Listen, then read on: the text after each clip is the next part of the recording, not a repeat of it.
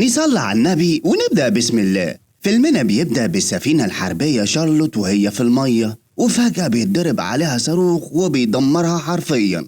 وبعد شوية بنشوف واحد اسمه براين وهو بينده على واحد اسمه جيمي، وفضل ينده لحد ما جيمي طلع من تحت المية، لكن بيتسحب تاني لتحت. ولما براين جه يلحقه ايده بس اللي طلعت معاه، فبيخاف وبيرميها وبيطلع بسرعة فوق الخشبة. ولسه بياخد نفسه هوبا القرش بيسلك بسنانه. وبعد 80 سنة بنشوف نوا وهو على مركب ليفي، وبنعرف يا عزيزي ان ليفي بيدور على سفينة شارلوت بقاله 40 سنة، وكل الناس بيتريقوا عليه بس مفيش منه ومحدش بيلاقيها. وبيقف في مكان وسط المية، ونوا بينزل يضرب الغطس، وكان بيتواصل مع ليفي من تحت المية، وبالصدفة بيشوف السفينة وبيعرف ليفي انهم اخيرا قدروا يوصلوا للسفينة. وليفي يا عزيزي بيفرح جدا، لكن لما نوا دخل جوه السفينة ما كانش قادر يسمعه كويس، والصوت بدأ يقطع واحدة واحدة لحد ما قطع خالص. وبعد شوية بيطلع نوا على سطح المية، والاتنين كانوا مبسوطين جدا. ولما بيطلع نوا للمركب بيقول لليفي ان الافضل ما نعرفش حد بالسفينة، خليها كده سر ما بيننا عشان ناكل منها عيش، محدش يعرف مكانها غير انا وانت، وناس كتير جدا اغنياء نفسهم يوصلوا لها، يعني ممكن ناخد على كل غطسة 5000 ولا 10000، ونمسك بقى الفلوس اللي بنسمع عنها دي وعمرنا ما لمسناها. والليفي بيوافق على كلام نوا. وبعد كام يوم بنشوف مجموعة اصحاب لسه واصلين الجزيرة، برايت واخته سام ورايلي ولوجان. وده بقى المطرطش اللي فيهم، دايما جيبه مليان بسجاير ملفوفة لحد ما ساحت منه على الاخر. المهم سام بتشوف بنت صغيرة وكانت عايزة تبيع لها عقد، ولما بتلاقي ايديها مجروحة بتاخد منها العقد وبتديها الفلوس، وبتكتب لها اسم علاج في ورقة، وبتقول للبنت تدي الفلوس والورق لأمها وتجيب لها العلاج ضروري. وبنعرف يا عزيزي ان سام دكتورة، بس هي بتحب الغطس جدا زي نوا واصحابها. وبيوصل نوا وكلهم بيسلموا عليه، ومن الواضح كده يا عزيزي ان سام ونوا في ما بينهم كيمياء وتناسب،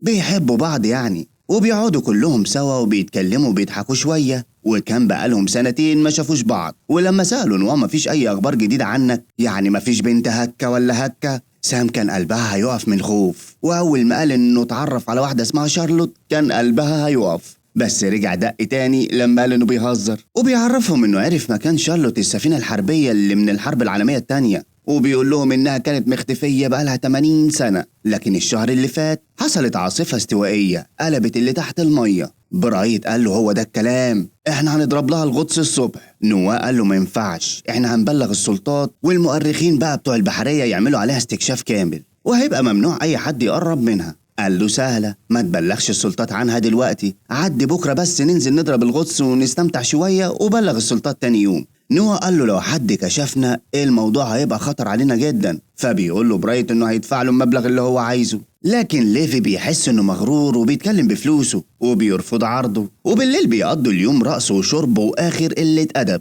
لكن فجأة النور بيقطع عليهم، وبيروح نوا يجيب بنزين عشان يشغل المولد، وبيعرف ان ليفي عليه فلوس كتير للكهرباء. ولما بيسأله كام قال له 20,000 أو 30,000 مش فاكر، فبيتضايق وبيقول له عرفني المبلغ بالظبط. قال له 36,000. اتضايق نوا أكتر وأكتر، وقال له إنه كان المفروض يوافق على عرض برايت، وبيسيبه وبيروح ينده على برايت، وبيعرفه إنه هيخليه يضرب الغطس للسفينة بس يديله 50,000 دولار. وبيوافق برايت من غير تفكير، بس لما بيعرف إن نوا مش عايز باقي أصحابهم يغطسوا قال له مفيش منه الكلام ده، أنا دافع لك 50,000 عشان ننزل كلنا مع بعض. وبيجري بسرعة على أصحابه وبيعرفهم إنهم هيغطسوا الصبح للسفينة، وبيأكد عليهم ما يشربوش عشان ما يتعبوش. لكن المطرطش لوجان ما بيهموش، وفعلا الصبح بياخدهم على مكان السفينة، وبيقول لهم أنا عارف إنكم كلكم غواصين شاطرين، بس المرة دي مختلفة خالص، وعايزكم مهما يحصل نفضل سوا كلنا، وبلاش بقى الغرور والثقة اللي زيادة عن اللزوم دي. لوجان يا عزيزي كان في عالم موازي، وبينط في المية وما كانش مركز في كلام نوا أساسا، وبسرعة بينط نوا وراه وبيظبط له البدلة بتاعته، والكل بينزل وبيمشي ورا بعض عشان يوصلوا للسفينة. وبيأكد نوا عليهم انهم يمشوا وراه، وبيربط حبل في اول السفينة عشان يقدر يعرف طريقه وهو راجع، وبيقول لهم ياخدوا بالهم من الحبل عشان قوي جدا، وبيعرفهم ان لو حد فيهم الاكسجين بتاعه وصل للتلت هيرجع على طول. وبيدخلوا ورا نواء، ولحد دلوقتي الدنيا كانت جميلة وقشطة صباح الفل. لكن برايت بياخد لوجان وبيبعد عن المسافة اللي نواء قال لهم عليها، وبينزلوا وبيعملوا نفسهم انهم في حانة وعمالين يشربوا، والباقي بيروح وراهم. ونواء كان خايف عليهم جدا، ولما قال لهم كفاية كده ويلا نرجع، لوجان قال له انهم بيلعبوا طوبة ورقة مقص، فبيقول لهم انهم يسمعوا الكلام ويرجعوا معاه احسن لهم. برايت قال له انا مش مأجر نص ساعة، انا دافع لك الفلوس دي عشان اللي اقول عليه يمشي. وبتستغرب سام وبتقول له دافع ايه ولمين معلش عشان انا مش فاهمه. قال لها انا اللي مخلي نواو وليفي ومركبه عايمين على وش الميه. وبياخد لوجان المطرطش وبيبعد اكتر، وبيضطر نواو يدخل وراه عشان كان خايف عليهم. وبيفضل يعوم لحد ما بيوصل لمكان يقدر يقف فيه من غير القناع، وكلهم بيطلعوا وراه. وبيجرب برايت يقلع القناع ويشوف الهوا، لكن بيتعب ونفسه كان بيروح. بس يا عزيزي بيطلع بيهزر معاهم، وبيطمنوا كلهم وبيقلعوا الأقنعة. وبيضطر إنه يقعد، وبيقول لهم إنهم هيقعدوا شوية صغيرين وهيرجعوا. ولوجان بيطلع إزازة فيها مشروب، وبيقول لهم ده بقى الوقت المناسب اللي يتشرب فيه. نوا قال له بلاش هتتعب ومش هتقدر تخرج، بس المعلم كبر دماغه وشرب. وكمان برايت بياخد الإزازة وبيشرب هو كمان. وبيقروا اسم جيمي اللي مكتوب على السفينة، وبتقول رايلي يا ترى إيه اللي حصل له. لكن فجأة بيسمعوا صوت خبط عالية جدا، والحبل بيتشد جامد على رجل رايلي وبعدها بيتقطع. فبيهديهم نواو وبيقول لهم أكيد دولفين. ومن الخضة رايلي بتشرب هي كمان، وسام بتسأل نواو هنرجع ازاي بعد ما الحبل اتقطع. قال لها ما تقلقيش أنا تقريبا عارف الطريق. وبيلبسوا الأقنعة وبيرجعوا من الطريق اللي جم منه، بس رايلي بتحس إنهم تايهين وبتتوتر وبتقول لهم إنها عايزة تخرج.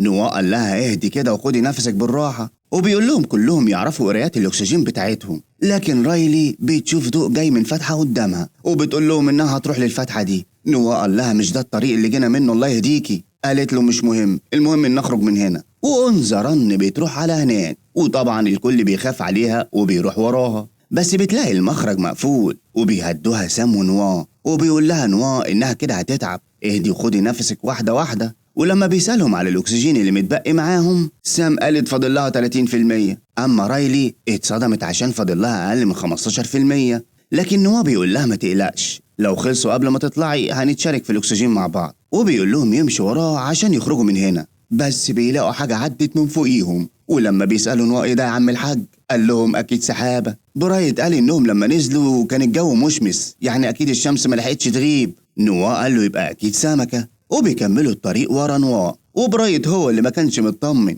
وبيقول لنفسه إنها مش سحابة ولا حتى سمكة عادية. وبيفضلوا مكملين في طريقهم لحد ما أخيرا بيوصلوا للمخرج. وبيفرح لوجان وبيقول لهم أخيرا هطلع أكمل شرب. بس فجأة بيجي القرش وبيسحبه، وعشان المكان كان ضيق سابه ومعرفش يطلع بيه، وكلهم كانوا في حالة صدمة. ولوجان كانت رجله بتنزف وبيصرخ من الألم. ولما شافوا القرش راجع لهم أخدوا لوجان وبسرعة هربوا، وبيوقعوا حديدة كبيرة على المخرج عشان القرش ما يقدرش يدخل لهم. وبتحاول سام توقف للوجان الدم تحت المية، بس طبعا يا عزيزي الموضوع كان صعب جدا. والأصعب بقى لما نوا شاف القرش جاي من الناحية التانية، وبيقول لهم يدخلوا بسرعة الأوضة اللي كانوا بيلعبوا فيها، وبيقفلوا عليهم الباب قبل ما القرش يدخل. وسام بتحط لوجان فوق الترابيزة عشان تحاول تعالجه، وبتقول لهم يساعدوها عشان يوقفوا النزيف قبل ما يموت. وبتروح تدور في الإدراج على أي حاجة تنفعهم، وفعلا بتلاقي في الإدراج، لكن ما بتقدرش تعالجه بسبب الألم وإنه مش مديها فرصة. وبترجع تاني للدرج وبتاخد منه مسكن. وتقريبا كده يا عزيزي نسيت إن الأدوية عدى عليها 80 سنة، والمفروض إن الصلاحية بقت في السكنانة ميمي، وبتديله العلاج عشان يهدى وتعرف تعالجه. بس هو بقى بيهدى خالص وبيودع أساسا. حاولت تعمل كم محاولة عشان تفوقه، بس خلاص مفيش منه. وكلهم بيتصدموا وما كانوش عارفين يفكروا. بس لما لقى القرش مستعجل وعمال يخبط عليهم، برايت قال لهم هو عايز الدم وانا هريحه. نوا قال له اوعى يكون اللي في بالي. قال له هو اللي في بالك، خلاص لوجان مات واحنا لازم نخرج قبل ما نموت. وفعلا بيفتحوا الباب وبيطلعوا لوجان للقرش، وبيجي القرش وبياخدوه قدام عينيهم، وبسرعة بيستغلوا الفرصة وبيطلعوا. لكن رايلي بتتجرح في رجليها، وبيشوفوا القرش قدامهم وهو بياكل لوجان، وكان قافل المخرج اللي هيطلعوا منه. فبيضطروا انهم يرجعوا للمكان اللي فيه اكسجين، وبيطلعوا رايلي وسام بتلف لها رجليها، وبيقعدوا كلهم يستريحوا. وشويه وبرايت بيتخانق مع نوا، وبيقول له ليه ما قلتلناش على القرش. فبيقول له انت هبل ولا عبيط، هو انا يعني هنزلكم وانا عارف ان في قرش؟ مفيش اي قروش على الجزيره، احنا بقالنا سنين بنغطس في الجزيره دي وما كانش فيه قروش. ولما سام اتدخلت ما بينهم عشان تهديهم قال لها أنا قلتلك من الأول ده واحد مغرور، أفضل قرار أخدتيه إنك سبتيه. فبيتضايق نوا وكان هيضربه، لكن سام بتزعق فيهم وبتقول لهم مش وقت العته اللي انتوا بتعملوه ده. وريلي بتقول لهم إن فاضل لها 6% بس. نوا قال إن خلاص كده القرش أكل، وبيقول لهم إنهم يطلعوا هما التلاتة ويخرجوا للمركب، وإن هو هيجيب أنبوبة الأكسجين لرايلي ويرجع لها تاني. رايلي قالت له مفيش منه الكلام ده، أنا مش هقعد لوحدي هنا. سام قالت لها إنها هتقعد معاها، وفعلا نوا وبرايت هما اللي بيطلعوا وبياخدوا معاهم حديدة عشان لما القرش يقابلهم. بس بيشوفوا لوجان وهو متاكل قدامهم، وبيتضايق برايت وبيحس بالذنب. نوا قال له إنه كده كده ميت وما كانوش هيقدروا يطلعوا بيه من السفينة، فبيعتذر له برايت على اللي عمله فيه قدام سام. ونوا بيقول له ولا يهمك، أنا كمان غلطان زيك. وبيكملوا الطريق عشان يوصلوا للمخرج، ولما بيشوف الحبل الأحمر وهو مقطوع بيقول لبرايت إنه حبل قوي جدا وصعب إنه يتقطع. لكن فجأة بيشوف القرش جاي من ورا برايت وبيقول له اجري بسرعة، وبيبعدوا عن طريق القرش والقرش بيخبطهم، ونوا بيقع على الأرض والحديدة بتقع على اسطوانة الأكسجين. فبيحاول برايت إنه يساعده ويرفع الحديدة، بس هي كانت تقيلة جدا، وبيضطر إنه يقلع الاسطوانة عشان يعرف يخرج. ولما شاف القرش جاي عليهم تاني نوا بيقول له يدخل الأوضة اللي كانوا فيها بسرعة، وبيدخل برايت وبيقفل عليه من جوه، ونوا هو اللي كان بره وبيطلع الأنبوبة وبيفتحها في وش القرش، وفعلا القرش بيلف وبيرجع تاني. ونوا بيلبس نضارته وبيقول لبرايت ما يطلعش دلوقتي، وبياخد بسرعة قناع لوجان والأكسجين، وبعدها بياخد بعضه وبيرجع تاني لسام ورايلي وبيقول لهم إن القرش قافل عليهم المخرج ومحدش عارف يخرج.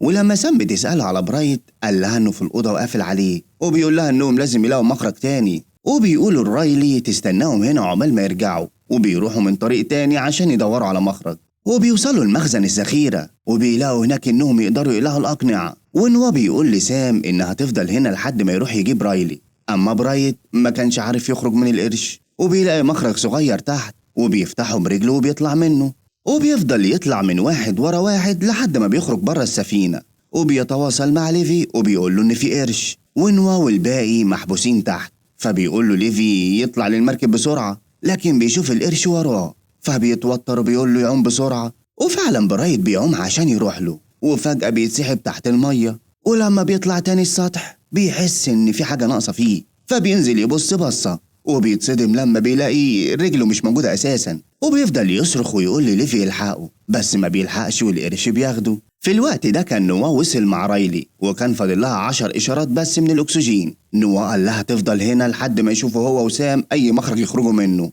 وبيسيبوها وبينزلوا يدوروا على أي مخرج، وبيشوفوا قفص حديد كبير في طريقهم، وكان في آخر المكان اللي هم فيه باب، وبيحاولوا هما الاتنين إنهم يفتحوه، ولما فتحوه بيلاقوا هيكل بيقع عليهم، وكمان بيشوفوا جوه هياكل تانية، وبيعرفوا إن الناس دي من أيام الحرب، لكن بيلاقوا القرش جاي عليهم، وبسرعة بيقفلوا الباب تاني وبياخدوا بعضهم وبيرجعوا لرايلي، وبيقول لهم نوا إن القرش ده مختلف عن القروش اللي شافوها في المخرج التاني. فبتتوتر رايلي لما بتعرف إن في أكتر من قرش، وسام بتقول إنهم كده مش هيخرجوا، كل مخرج فيه قرش، ونوا كان هيتجنن وبيقول إزاي الجزيرة عليها قروش، أكيد العاصفة اللي جابت السفينة جابت القروش معاها، وبيعتذر لهم إنه حطهم في الموقف ده، وبيقول إنه شاف قفص كبير تحت وكان بيفكر في طريقة يدخل بها القرش جوه القفص عشان يخرجوا من المخرج ده. فبتقول لهم رايلي إن القرش عايز دم وأنا ممكن أستخدم جرح رجلي ونعمل له فخ، وفعلا بياخدوا رايلي جوه القفص، وبيقول لها إن سام هتفتح الباب عشان القرش يدخل، وأول ما تشوفه جاي تخرج من الناحية التانية بسرعة. وفعلا سام بتفتح الباب، لكن رايلي بتتوتر لما بتشوف الهيكل العظمي وبتسألهم هو ده جيمي. نوا قال لها ركزي أبوس إيدك مش ناقصين توتر، وفي أقل من ثانية إلا ثانية كان القرش جه على الدم، وبتطلع رايلي من الناحية التانية والخطة بتنجح، بس القرش كان عض إيد نوا وبيطلعوا فوق وكان تعبان جدا. وفجأة بيجي قرش تالت وبياخد رايلي من وسطهم، والمشكلة الأكبر إن القرش الرابع بيتخانق مع القرش التاني على رايلي، فبتضطر سام إنها تزق نوا على السطح عشان تنقذه، وبتبعد القرش عنه وبتجري وراها للسفينة تاني، وليفي بيلحق نوا وبيطلعها على المركب. أما سام بتقلع القناع لما الأكسجين بيخلص منها، وبتقلع اسطوانة الأكسجين عشان تقدر تتحرك أسرع، ولما بترجع للمكان اللي كانوا فيه بتلاقي القرش هيتجنن ويخرج، وكان عمال يضرب في القفص بديله، فبتسيبه وبتوصل للمكان اللي كانوا فيه وبتاخد نفسها، ولما جت تخرج بتشوف القرش جاي عليها، فبتستخبى بسرعة والقرش بيمشي من تحتها من غير ما يحس بيها، وأول ما بيمشي من المكان بتنزل عشان تكمل طريقها، لكن برضه بتشوف القرش جاي عليها وبتشوف قدامها حديدة كبيرة وبتمسكها، وأول ما بيقرب عليها بتزرفه بيها على طول وبتطلع بسرعة من المخرج التاني، لكن القرش اللي بره بيشوفها وقبل ما بيروح عليها ليفي بيضحي بنفسه عشانها. وبتطلع سام بسرعة على المركب وبتزعل لما بتعرف إن برايت مات، ونوا بيزعل لما بيعرف إن ليفي مات، والاتنين بيحطوا زعلهم على بعض. وبعد فترة بيجيبوا بقى زعل صغير كده وبنعرف إنهم رجعوا لبعض تاني، والفيلم بيخلص على كده. لايك بقى يا عزيزي وما تنساش تقول لي رأيك في كومنت، واشوفكوا الفيلم الجاي.